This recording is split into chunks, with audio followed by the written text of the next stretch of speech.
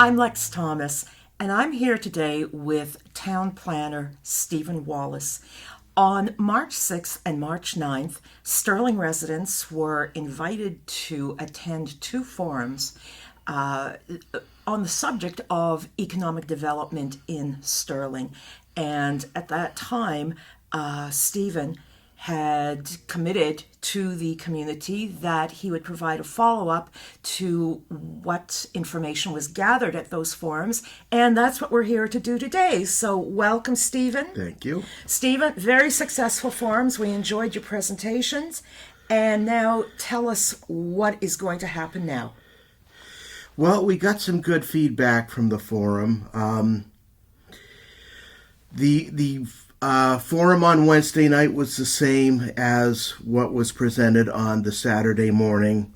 I wanted to give people two chances to participate, and I'd say all told we had about 70 people there. Great. And we got some good feedback as to what people want for economic development, not only in the performance zone that's located in the south of town along Route 140 near the I-190 interchange in West Boylston, but also townwide.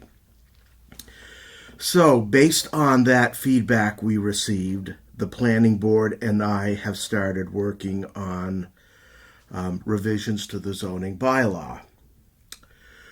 We're looking to streamline the permitting process for new businesses and industries so that they don't have to spend 6 months getting their project approved, going to this board, going to that board, and so on and so forth.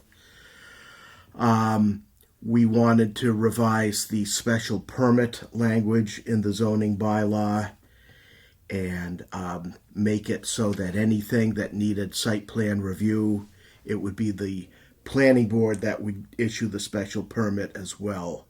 So it's just one-stop shopping. One instead of having to go Right. to numerous boards. And it prevents the possibility, which has occurred on occasion, of the zoning board issuing conditions with their special permit that conflict with the conditions that the planning board issues with their site plan approval. And that's just, of course, going to slow the whole process down even further. Yeah. So it shouldn't take a new business 6 months to get up and running through the permitting process here in town. So streamlining the permitting process is a big thing for us. We're also going to revise the site plan language in our zoning bylaw and make it clear what our standards are for site plan issues such as lighting and landscaping and parking and building facades and the whole 9 yards.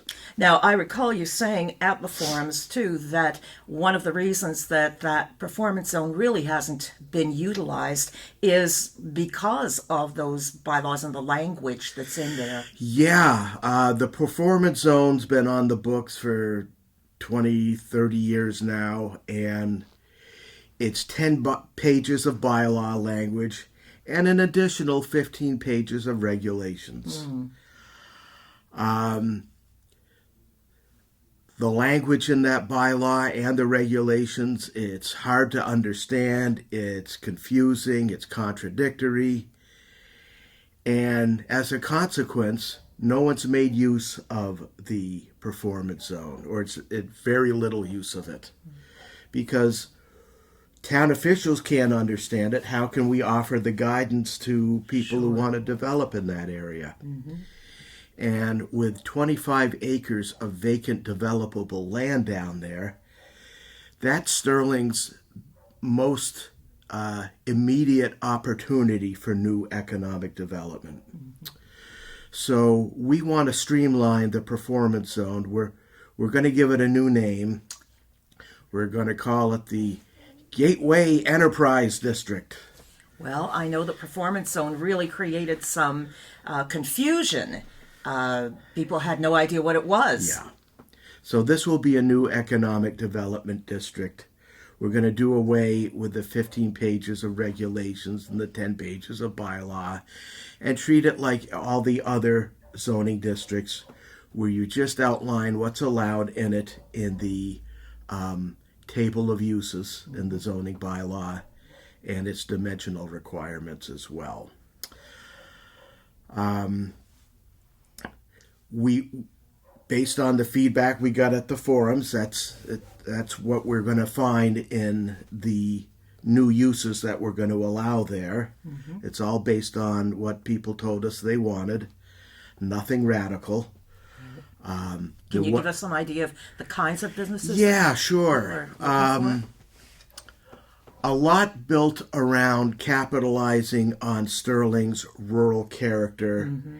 and tourism and recreation and agriculture.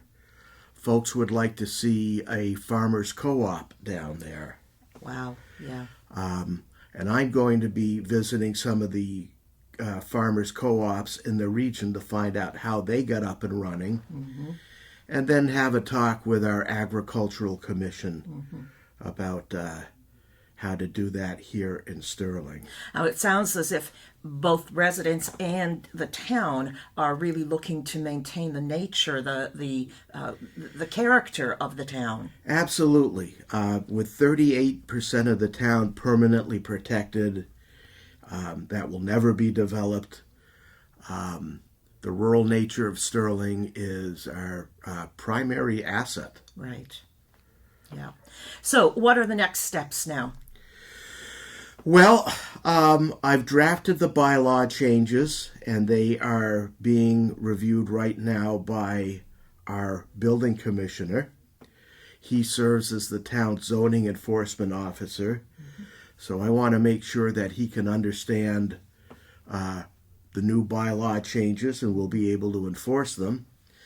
After that, I'm going to share them with the planning board and give them first crack at revisions. And then I think probably at some point in mid-July, we'll be able to post the bylaw changes on the town's website. Oh, excellent. And invite the public to review mm-hmm. and comment. I will spend from July through March of next year going around to every board and commission and committee in town and explaining what we're doing mm-hmm. and why we're doing it. Mm-hmm.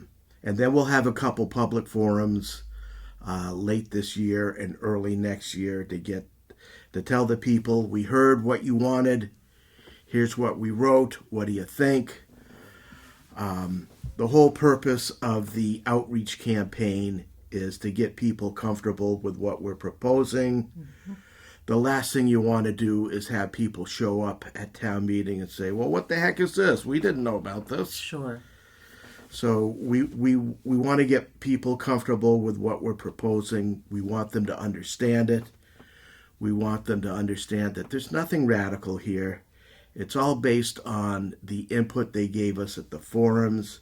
It's all based on good government practices sure. for streamlining the permitting process and making the town a bit more business friendly. With the debate at the recent town meeting mm-hmm. about taxes and the growth in expenditures, mm-hmm. If the town wants to combat that, they need new economic development. Now, I know we've spoken about this before, but why don't you explain that once again, why this is so important? Yeah, well, there's a thing called cost of community service studies, mm-hmm.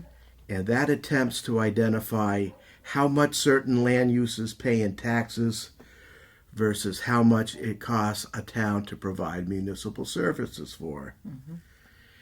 And there have been a number of cost of community studies out there.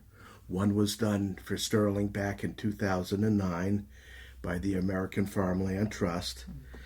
And they all indicate the same thing. It costs more for the town to service residential development than residential development pays in taxes. Mm. And yet, economic development, commercial and industrial development, they pay way more in taxes than it costs to provide services. So new economic development is always a tax winner for the town. Sure, it helps to stabilize that tax base. Stabilize it. And by community services, of course, we're talking police, fire, EMTs, library, The whole 9 yards. Yeah. Schools, schools, Sure. a town hall, everything. everything, right? Okay. And now the goal is to go to annual town meeting next year, Yes. 2025 annual Yes. town meeting. So we have plenty of time to explain what we're doing to the public, have them understand it and get comfortable with it, so that by the time next May's town meeting rolls around, there are no surprises for anyone. Right, this is all familiar. Now, the results of the forum, were they kind of what you expected? Were there any surprises? Anything that you expected to see that you didn't? Well, I can't say that I was surprised by the results. Most of my planning career is spent helping rural communities under 10,000. There's a mindset there that natural resources and community character are paramount. Yes. And that was reflected in the forum results, which, by the way, are still on the town's website for anyone who wants to look at them. You can find them on the Planning Board's webpage and on the Economic Development Committee's webpage. Yeah, yeah. And people, you really should take a look at this, because this is what's going to affect our town over the next few decades, really. Yeah. This is going to have that sort of an effect. So make sure that you go onto the town website and find out what the results are, and also to just sort of keep up with things as things change, too, Right. and as they The develop. bylaw proposals are going to be up on the website in mid-July, and we hope that people take a look at them and give us more feedback. After the forums, I had half a dozen people stop by my office and say, "Hey, couldn't come to the forums, but I want to give you some input." Excellent. Any way that people are comfortable with. Yes, exactly. And I think it's important that people know that, your door is open. Always. Town hall is right there. It's close by. And, don't hesitate to go in and chat with Stephen, chat with other people at Town Hall, because this is really what's going to be taking up your time now, really, for the next year. Yeah, at least, yeah. Yeah. So that's fantastic. Well, congratulations on excellent forums. The presentations were terrific. And I was very impressed with the number of people that came, and the kind of feedback that we were getting, too, was really most valuable. Yeah, it was good stuff. Well, you're going to have a busy year ahead of you, and so I'll look forward to speaking with you again, Stephen, as things progress. Town planner, Stephen Wallace, and pop into Town Hall and say hi. He's very friendly, very approachable, and he'd love to see you to get more feedback. Thank you, Stephen, for joining me. Anytime. And thank you so much for watching.